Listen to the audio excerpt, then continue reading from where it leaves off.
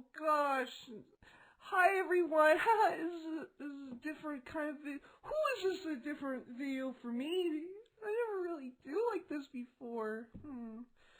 Here we go. Just gotta put my little angry eyes on. That's very angry. Kind of clowning on your computer. I'm sorry if it makes you mad, but I don't even care. I'm just there's so many things that make me really upset. Today we're gonna look at candies. Yeah, so there's candies that I really love a lot of candy, but you know, there's like some candies that are just not good. Here's a good example. You know, peppurments. I can't even hold it in front of my clown eyes.